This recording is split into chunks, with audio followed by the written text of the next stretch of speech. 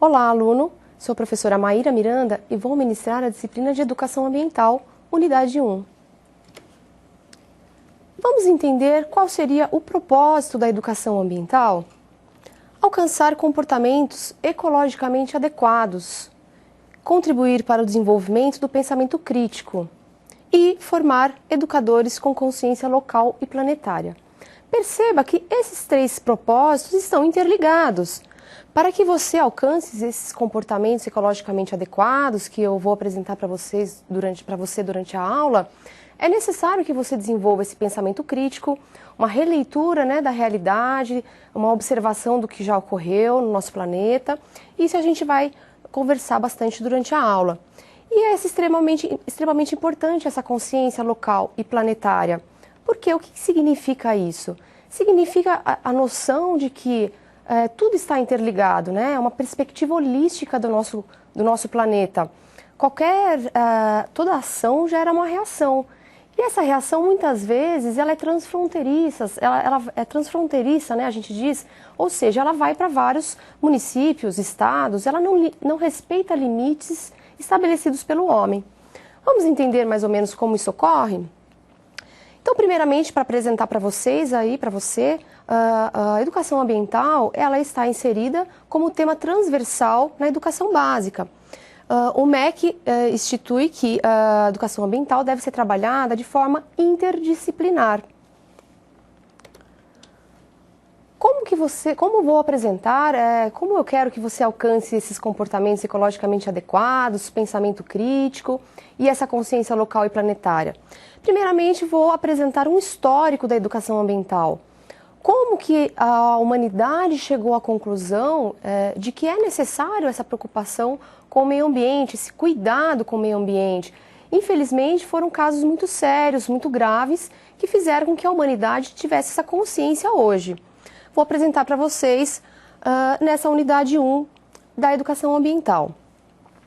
Tudo começa, então, com a Revolução Industrial, século XVIII, estabeleceu um marco na história da humanidade, quando teve início a Revolução Industrial, que alterou de forma muito forte a organização social, a economia, o meio ambiente, consequentemente. O meio ambiente foi extremamente alterado, a população que vivia muito mais na área rural se deslocou para a área urbana, em massa. E, além desse impacto da população na área urbana, temos também o efluente industrial que começa a ser produzido, os gases tóxicos das indústrias que começam a ser eliminados na atmosfera. E, naquela época, começo da Revolução Industrial, não se tinham regras, legislações que estabelecessem limites e regras para essa emissão de poluentes. Então, na época, se utilizava a energia proveniente do uso intensivo da água, do carvão e, posteriormente, do petróleo nos processos industriais. A população que precisava de uma certa demanda até então de água e carvão, a partir da Revolução Industrial, começou-se a ter uma necessidade muito maior. As indústrias têm uma necessidade muito maior da utilização desses elementos naturais, Então, consequentemente, foram se tornando escassos também esses recursos.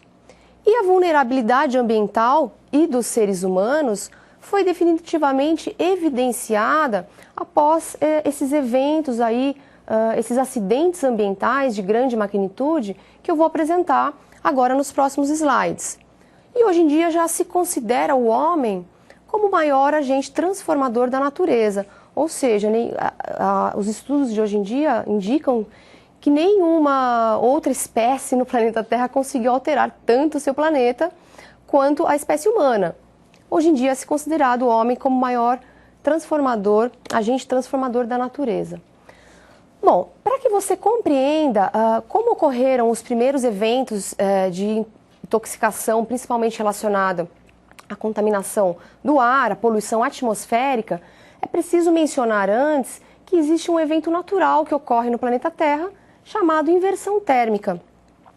Então, no inverno, geralmente, esse evento ocorre e fica-se aprisionado aqui na superfície da Terra alguns gases. E antes da Revolução Industrial, ok, não ocorria nenhum problema, esses gases não eram tóxicos, eles eram em pequenas concentrações, não havia problemas sérios com relação, não haviam problemas sérios com relação à inversão térmica. Porém, após a Revolução Industrial, a coisa começa a mudar um pouco. Quando começou a ocorrer essa inversão térmica após a Revolução Industrial, quando havia esse aprisionamento de ar, havia também o aprisionamento de poluentes muito tóxicos, que é o que a imagem apresenta aí para você.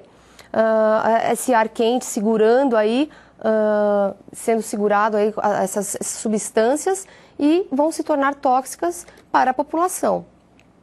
O primeiro caso que eu vou mencionar para você é o caso que ocorreu no Vale de Meuse, na Bélgica, em 1930.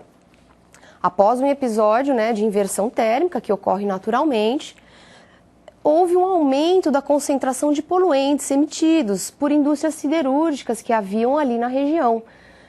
A eliminação dessas substâncias tóxicas causaram sérios danos para a população. Adoecimento de mais de metade da população. Então imagine uma população que não era muito grande quando a gente tem adoecimento de metade da população, levando ao acréscimo na mortalidade por doenças cardiorrespiratórias. Sempre que eu falar isso, essa questão da doença cardiorrespiratória associada à poluição atmosférica, pense que os principais atingidos são geralmente crianças e idosos e pessoas que já têm a sua saúde fragilizada também. Então, vários casos que ocorreram inversão térmica associada com poluição atmosférica, a gente vai perceber que muitas pessoas morreram. Aí temos mais um caso nesse slide apresentado em 1948, Pensilvânia, Estados Unidos. Metade da população da cidade de Donora adoeceu, 6.000 pessoas. Então veja, uma cidade pequena, mas metade da população de repente começou a apresentar problemas cardiorrespiratórios principalmente. E 20 morreram em virtude desse fenômeno da inversão térmica associado à poluição. Houveram alguns casos e um dos mais conhecidos, mais sérios desse evento de inversão térmica com poluição é o caso famoso de 1952 em Londres, na Inglaterra. Londres, como você já deve estar sabendo, tem invernos muito rigorosos e esse inverno frequentemente apresenta muita neblina, muito nevoeiro. Então imagina a situação, um inverno frio, rigoroso, mais a neblina e mais a poluição ali, porque as pessoas também começavam a utilizar mais carvão para o aquecimento das casas. Houve então um aprisionamento de muito enxofre ali na região. E a gente teve o caso de aproximadamente 4.000 mortes. Isso aí foi em pouco tempo. Então, essas 4.000 mortes foram aí logo na primeira semana, nos primeiros dias, sem contar as pessoas que tiveram problemas crônicos e vieram a ter doenças e falecer até depois, mas que não dá para a gente associar diretamente a esse evento. Mas então, aí a gente já subiu bastante o número de mortos, né? 4.000 mortos em uma semana, em aproximadamente uma semana, é muita gente. Aí que veio, então, posteriormente, né? A utilização do carvão para aquecimento das residências foi proibido. Então começou a vir as legislações para controle dessas emissões, desses gases que estavam sendo emitidos. Então foi proibida a utilização desse carvão para aquecimento das residências e indústrias, foram obrigadas a controlar a emissão de poluentes. A partir então desse caso que foi o mais sério, né, pelo número de mortes muito grande, começou-se a ter algumas normas aí para o controle de emissão, porque até então a indústria podia liberar o que ela quisesse ali, ninguém tratava nada e ninguém pensava na consequência. Algumas imagens aí para você verificar dizem que as pessoas que estavam assistindo a alguns concertos, né, a ópera, que na época era muito, ocorriam muito, as pessoas estavam assistindo e de repente aquele nevoeiro entrava e ninguém conseguia enxergar o que estava acontecendo no palco. Dizem que foi uma coisa muito impressionante mesmo, essa fumaça, essa névoa invadiu a cidade. Pelas imagens a gente consegue perceber que deve ter sido realmente muito intensa esse nevoeiro associado com poluição. Esses episódios foram determinantes para o início da formulação de medidas de controle ambiental.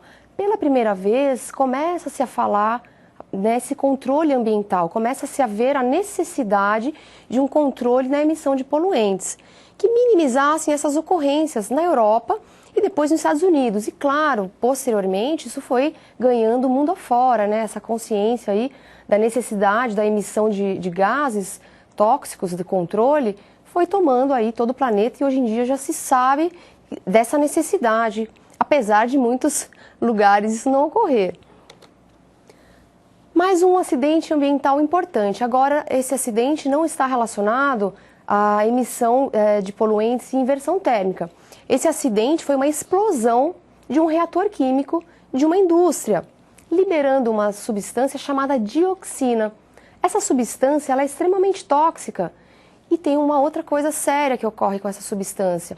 Ela é bioacumulada. O que seria isso? Ela vai se acumulando no organismo dos seres vivos, ela tem afinidade por gordura. A gente fala que ela tem lipossolubilidade, lipossolúvel, afinidade por gordura. Então, por exemplo, uma mãe grávida, gestante, que tenha tido contato com essa substância, e essa substância está no organismo dela, quando ela tiver o filho e for dar o aleitamento materno, esse leite pode já vir contaminado, porque no leite tem gordura. Então, já foi encontrado em alguns estudos dioxina presente em leite materno. Então, veja que situação desagradável e nada interessante para essa criança, que já nascendo, ao nascer, quando vai tomar contato com os anticorpos, toma contato também com substâncias tóxicas através do aleitamento materno. Nessa questão aí, nessa situação dessa explosão, houve 123 casos detectados, né, registrados de clorácne, que é uma erupção na pele, resultado da exposição ao cloro. Vou mostrar para você, daqui a pouquinho, algumas imagens.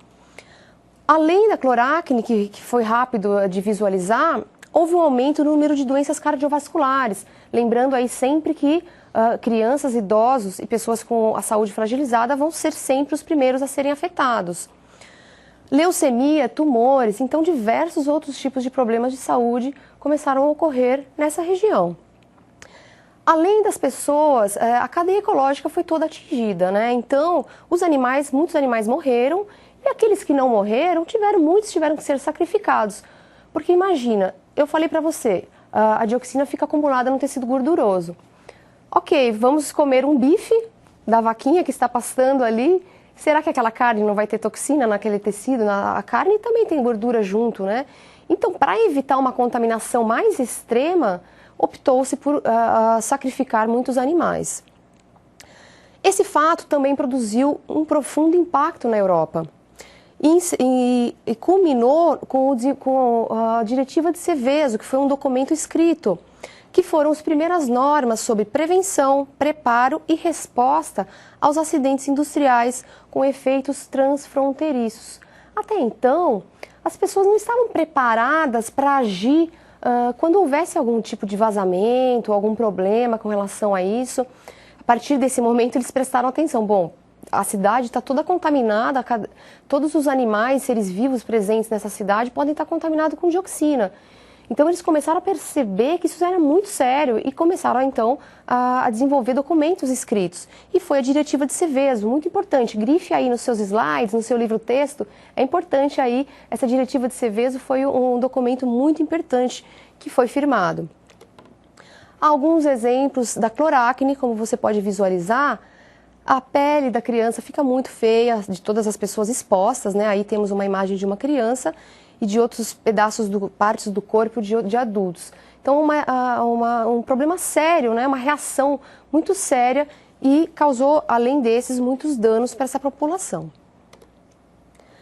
Tivemos o caso também de 1984, em Bhopal, na Índia. Esse caso virou filme até, muito interessante, quem puder assistir. Caso você tenha essa oportunidade de encontrar na locadora ou verificar em algum local, assista, pois é muito interessante. 40 toneladas de gases tóxicos fatais vazaram de uma indústria, fábrica de pesticidas. Cerca de 10 mil pessoas morreram em 3 dias. Então vamos entender, se lá na Europa já estava tendo alguns casos sérios de vazamento, de contaminação, de poluição, imagina nos países que ainda estão em desenvolvimento. Com certeza também ocorreram casos sérios, e esse é um exemplo. todos os dispositivos de segurança da indústria, da fábrica, falharam. E as pessoas foram caindo, adoecendo, muitas caíam cegas, com hemorragias, e muitas pessoas morreram também. 10 mil pessoas. Isso, 3 dias. Imagina as pessoas que ficaram doentes ainda, com problemas crônicos após esse período. E até hoje muitas pessoas ainda têm problemas relacionados a esse vazamento dessa substância tóxica. Veja algumas imagens muito tristes, mas que fazem parte da história e demonstram os motivos que hoje tem-se consciência já da necessidade de propagar a educação ambiental. Vejam muitas crianças aí mortas que foram ficando ali na localidade, algumas sendo carregadas. Realmente muito triste. Vamos à interatividade? As primeiras normas sobre prevenção, preparo e resposta aos acidentes industriais com efeitos transfronteiriços foram elaboradas após qual evento? Alternativa A: contaminação por mercúrio na Baía de Minamata, no Japão, em 1953. Alternativa B: explosão do reator químico e liberação de dioxina em Seveso, na Itália, em 1976. Alternativa C: contaminação da população norte-americana por substâncias químicas.